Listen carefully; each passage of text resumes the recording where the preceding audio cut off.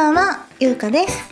前回の動画でメイクが薄かったのでちょっと濃いめにしてみたんだけど、濃すぎたかな。でも眉毛ない？まあ、いいか。さて今回作っていくのはこちら。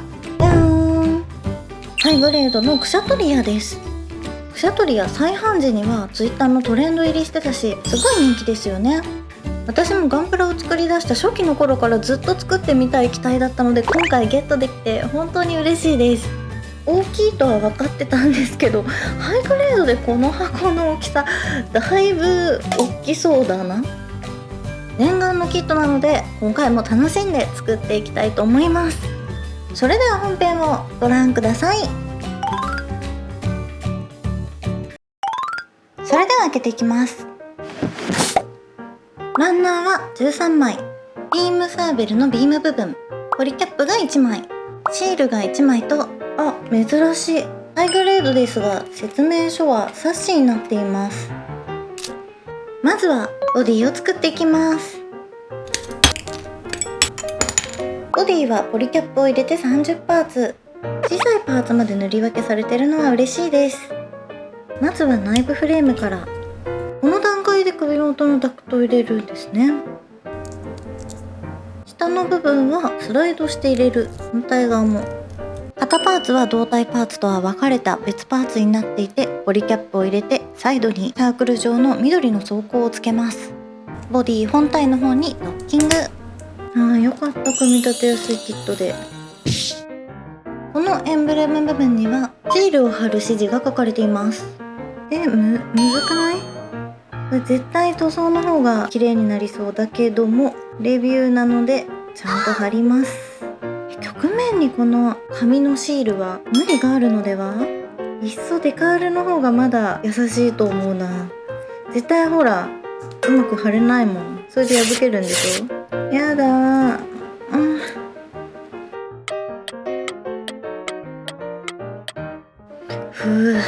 ドキドキしたぜ。ボディの前後に装甲をつけます。この丸いパーツ、くぼみの方にも裏側にも凹凸がないのでちゃんとはまるのかなと思ったんですけれども、つけてみると意外と頑丈にくっついてくれてました。はい、ボディができました。この時点でクシャトリアだーって感じがします。厚みもあってかっこいいです。結構塗り分け細かい方ですよね。このエンブレム部分のシールが一番の難所でした。次は頭です。頭は7パーツ、少ない。物合いはシールになっています。小さい。ボディとの接続パーツとなるポリキャップを入れて物合いを入れる。上からトサカのパーツをつけて、上の一番長いパーツ、この突起の溝部分に差し込む構造になっています。左右の装甲をつけたら、はい、頭ができました。クシャトリアの頭って思っていたより平たいんですね。物合いの見える範囲が小さすぎて、これで合ってるのかなってすごい心配になりました。次は腕を作っていきます。パーツは片腕35パーツ。同じパーツを4個作ったりするみたいで結構なパーツ数です。まずは肩の上につくパーツ。これは左右合わせて4個作るみたいです。だいぶ内職っぽい。見たことのない形のパーツがいっぱいです。装甲で内部フレームを挟み込みます。前と後ろの2箇所にパイプのパーツをつけて、その周りに袖のパーツをつけます。ここでシール。こちらも先ほどと同様に非常に貼りづらかったです。なるべくシワができないようにだと思いますが、5枚にもシールが分割されていて、それぞれを合わせるのがとても大変でした。まあいっか、こんなもんで。ここから肩の接続パーツです。こんな形状のものは初めて見ました。稼働するギミックもあるようです。腕パーツと先ほどのアームをつけたら、はい、腕ができました。こんな変わった腕の形状をしているとは知らなかったです。可動域はこのサイズにしては十分かなと思います。このアームがついている部分も動かすことができます。すごい。この部分シールなんですけど、やっぱりここもよれちゃうし、うまくつなぎ合わせることは難しかったので、塗装をするのが理想的かなと思います。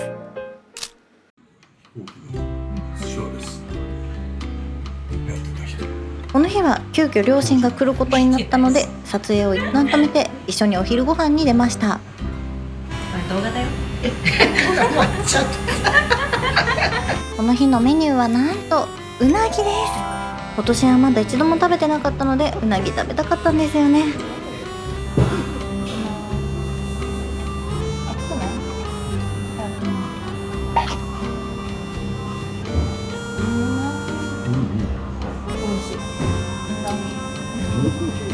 思わず笑みがこぼれる美味しさです。本当はうな重が食べたかったけどお金がないし、でも小さいうなぎも美味しいです。もちろん両親の分は私が出しました。育ててもらったお礼をこうしてコツコツでも返していきたいなと思う次第です。皆さんはこの夏うなぎ食べましたか？まだまだ暑い日が続くので暑さにバテないように頑張ってまいりましょう。次は足を作っていきます。足は片足34パーツ、左右反転しているだけで同じ作りです。足首から下のパーツだけでこのサイズ感、やはり大きい。膝下の内部フレームはポリキャップを入れて挟み込むだけの簡単な作りなんですけれども、ポリキャップやっぱり嫌いです。うまくはまってくんないんだもん。ポリキャップの宿命ですね。そこにパイプ状のパーツをつけます。これパイプって認識で合ってるんでしょうか？そこに装甲をつけていきます。左右につく装甲の形、とっても変わってますよね。作っていて前方後円墳を思い出しました。膝上と膝下パーツを合わせていきます。膝関節と膝下のパーツ、このように差し込む作りが多いと思うんですけれども、クシャトリアは装甲にはめ込んで固定する作りになってるみたいです。膝のパーツをつけて反対側の装甲もつけて付け根のパーツと足のパーツをつけたら、はい、足ができました。やはりクシャトリアは独特な形をしていますね。このようなパーツも初めて見ました。可動域ですが、思ったより曲がります。足首の方はあんまり前には曲がらないみたいです。この部分にシールを貼り忘れていました。膝のここのパーツは動かすことができるんですけれども、すごいポロリしやすいので注意です。今日は思わぬ訪問者があってもうすっかり夜遅くなっちゃったので中途半端なんですけど、今日はここまで。この続きは後日撮ります。ということで後日の私よろしく。はい、前日の私任せてください。次は腰を作っていきます。腰はポリキャップを入れて24パーツ。こんなに大きくてなんだかゲンゴロウみたいです。ゲンゴロウはもっとちっちゃいですね。まずは内部フレームの組み立てから。このサイズ感大きいですね。装甲につくダクト、装飾パーツはしっかり塗り分けされています。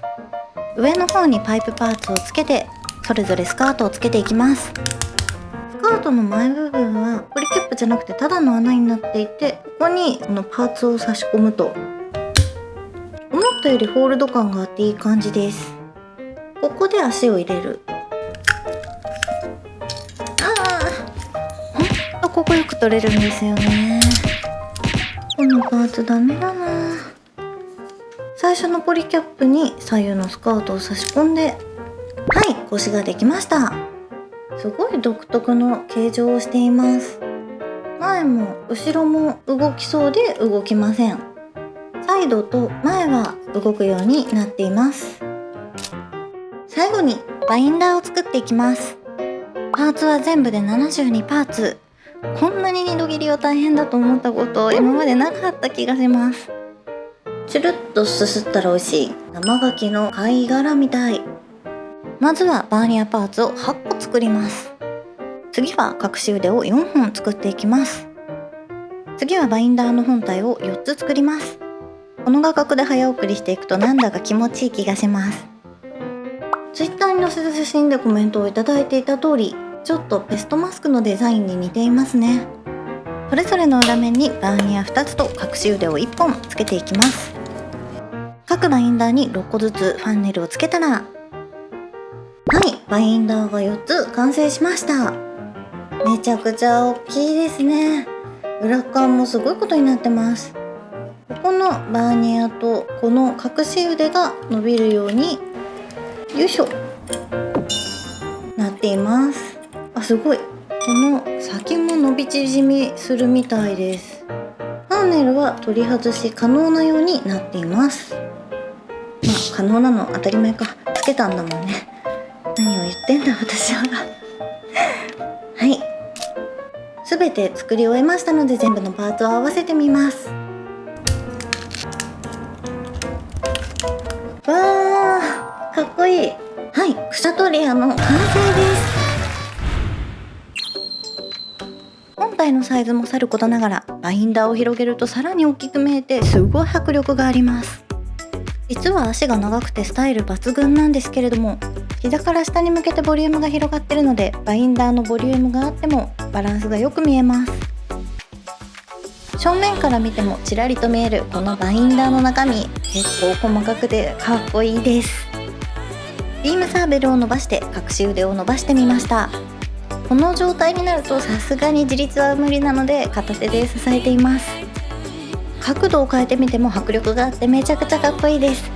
ポーズを取らせるのに必死になりすぎていてパーツは落ちてるし、立たせる位置が悪かったですね。バインダーに結構重さがあるのでバランスを取るのはとても難しいです。なんとか自立で動きのあるポーズを取らせることはできないかなと思ってセロハンテープで足を固定してどうにか立ってられる位置を模索してみました。セロハンテープのおかげで、止まりました。やった。なんとか立たせることはできたものの、ターンテーブルのちょっとした振動に耐えられず、だんだんと前傾姿勢になっていっています。やはり大きいサイズのキットはアクションベースがないとなかなかポーズが難しいですね。最後にバインダーを閉じた形態です。こんなにコンパクトになるなんて、展開してる時とギャップがすごすぎます。もうなんなの、一人になりたいって言ってるでしょ、ほっといてって思ってる時の私、こんな感じだなって思いました。というわけで今回はハイグレードのクシャドリアを作りました。真横に置いてるんですけど、私の顔と比較しても結構大きいのがお分かりいただけるかと思います。こちらは2009年に発売されたキットだそうですけれども、人気の期待だけあってすごいかっこいい出来だなと思います。前回の動画のキャンプファッシュベア、あちらは古いキットということで噛み合わせが結構悪かったんですが、こちらのクシャトリアは全然そんなことなかったです。ただ可動域だったりとかポロリしてしまう箇所があるのはもう一手間かけてあげる必要があるのかなと思いました。個人的にはやっぱりエンブレム箇所のシールですとかボディのこの濃い緑がすごくザ・緑みたいなパキッとした色になっているので、それをちょっと渋めな色にして部分塗装をして仕上げたいなと思っています。今回の動画も最後まで見てくださってありがとうございます。部分塗装も楽しみにしてるよって思ってくださる方はぜひグッドボタンとチャンネル登録よろしくお願いいたします。それとメンバーシップもやっていますので、気になる方はぜひ概要欄からチェックしてください。それではまた次の動画でお会いしましょう。バイバーイ。